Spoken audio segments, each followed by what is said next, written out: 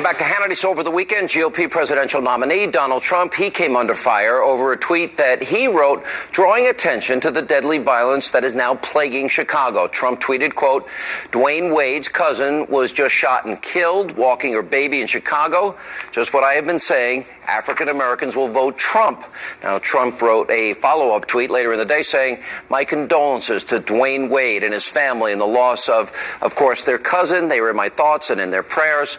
Liberals and social media, they were quick to criticize Donald Trump over the tweets while turning a blind eye to the violence that has caused the death, in this case, of Miss Aldridge. Joining us now, Milwaukee County Sheriff David Clark, Salem radio, nationally syndicated talk show host Larry Elder. You know, they could say this, Sheriff Clark, all they want, but I doubt that Barack Obama can name 5 names of the over 3,500 people, many of whom are black, that were killed in Chicago since he's been president. Kudos to Donald Trump. There was nothing insensitive about that tweet. As a matter of fact, I would have found it insensitive to not say anything about all the carnage that's going on in the city of Chicago. 460 people murdered, mainly black. And you look at that compared to coalition forces killed in Afghanistan since the start of the Obama second term in 2013, 275. Look, Mrs. Bill Clinton never saw this coming. The Democrats are scurrying because they know he struck a nerve. They've had to take out ads. They've had to go back. But the one thing they cannot do, they went right to the race card. They cannot defend the indefensible. These American ghettos are hellholes, and Donald Trump is the only one that wants to talk about this. Larry Elder, Donald Trump is making a huge effort, more than any other presidential candidate I can think of in recent memory, maybe besides Rand Paul, who ran in this cycle, that wants the black vote, saying, I want your vote. And he's going to Milwaukee, and he's going to go back to Detroit this weekend. Look at the numbers. Chicago alone, many of these homicides are black Americans. 3,579 since Obama's been president. The number of African Americans, black Americans on food stamps, up 58% under Obama. Number of black Americans in poverty has jumped more than 8% under Obama. You take it further, number of African Americans not in the labor force, up 20%. This is insanity. Number of the home ownership rate for black Americans down 4.6%. Household income, real dollars, down under Obama. What has he done for the black community? What has he done, or Hillary done, to deserve 93% of the black vote like Obama got in 2012? I would also say, however, that Ben Carson also made an effort to attract the black vote by making these kinds of arguments. Look, what Donald Trump is doing is calling into question the entire ethos of the Democratic Party, which is why they're pulling out the race card. God forbid that black people should rethink the welfare state that has incentivized black women to marry the government and allowed men to abandon their financial and moral responsibility. God forbid that blacks should rethink this government schools that they're assigned to without vouchers when parents have had vouchers. Parental satisfaction has gone up. Graduation rates have gone up.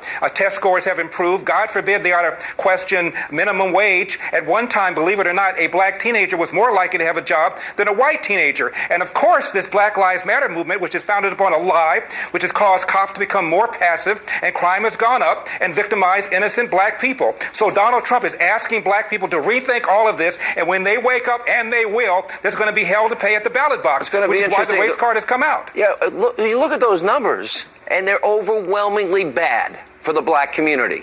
The liberal, leftist, statist, socialist policies have not worked for the black community, and the murder rate is so high, but they only pay attention, in the case of Obama and Clinton, to high-profile race cases that they can use through the lens or the prism that advances a narrative that they want. Every election, Sheriff, though, Missouri, Democratic Party, 1998, elect Republicans, black churches will burn.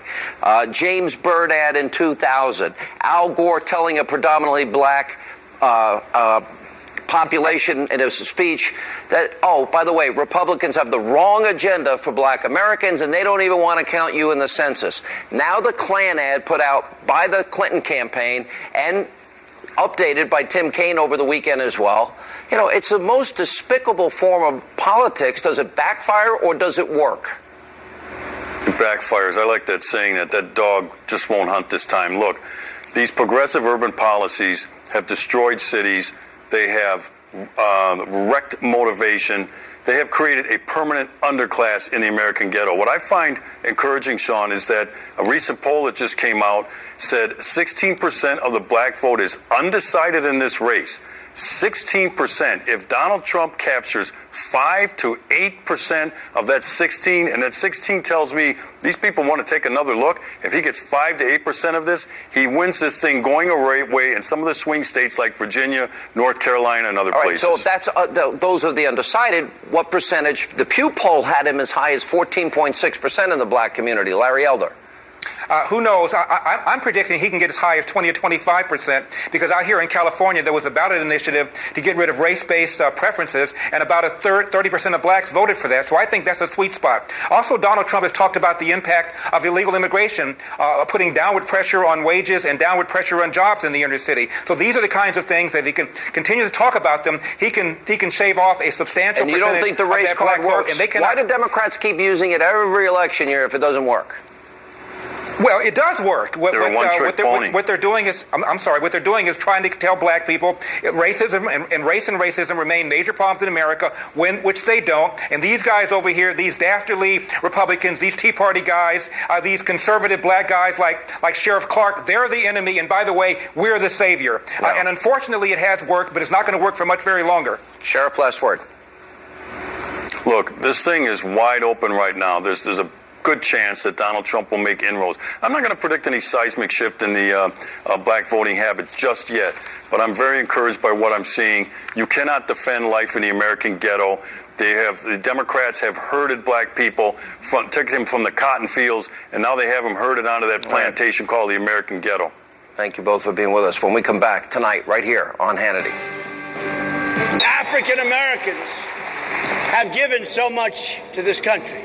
They've fought and died in every war since the Revolution. They've lifted up the conscience of our nation in the civil rights movement. We'll have more Donald Trump's outreach to the